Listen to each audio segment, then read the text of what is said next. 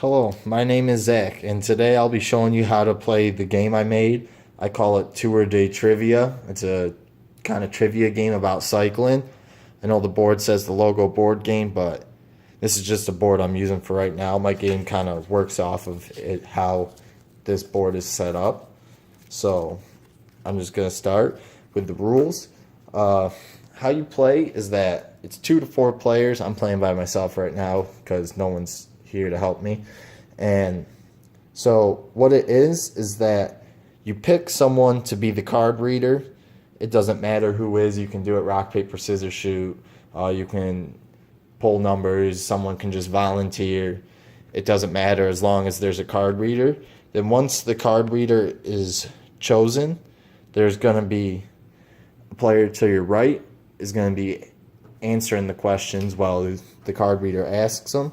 You don't need dice for this game, even though there is an alternate version that you can play that I will also show in this video.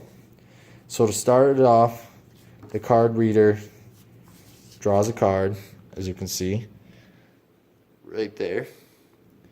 And so I'll read the first question. It says, when riding on the road, which side should one be on? This is a purple question. So if the person to my right was to get it right, they would then move their player to purple. And then as you can see on the card, it goes purple, green, yellow, red. So if they were to get green right, they move to green, then yellow, then red. That's the end of the round.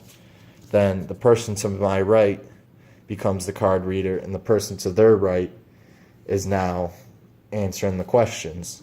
And the game goes like that until someone reaches the end. But if this person was to get the first one right, they land on purple, and they have to answer the green question, and they get the green one wrong, it then goes to the next player on the other side, and they get a chance to steal the green question, and they can keep on going till the end of the question, unless if they get it right, then it goes to the next player if there is one. So once you do it that way, and you guys do all this, and you get to the end, you end up, if you end up right here, you can do any question color gets you into the end zone, or the finish zone, or whatever you want to call it. So once you get in there, the card reader has to pull a card, and they ask you all of these questions. You have to get the whole card right to be able to win. If you get it wrong, then you're just going to have to stay there in the winning circle, and then when you're done, and then when it comes back to your turn, you can try again to win. And that's how you play it as the original version, as I say it. Now, to play the alternative version, this requires 1 die.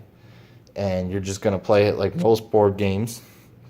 It's going to go the same. There's a card reader, person to the right is going to roll first. And I rolled a 2. So I just go 1, 2. And they read me a green question. And if I get it right, then I stay there.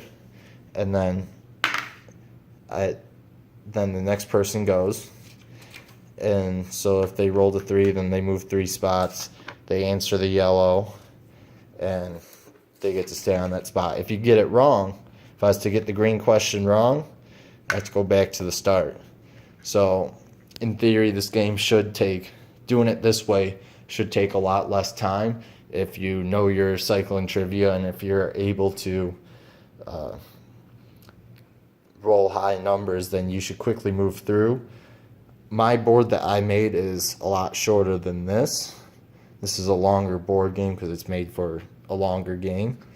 So it shouldn't take that long. But just like in the original version, once you're in the end zone, you have to answer a whole card correctly to be able to win.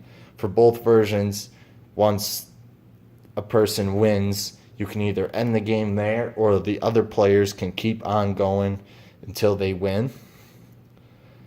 And I mean, if you find other ways to make this game interesting, then more power to you. Thanks for watching.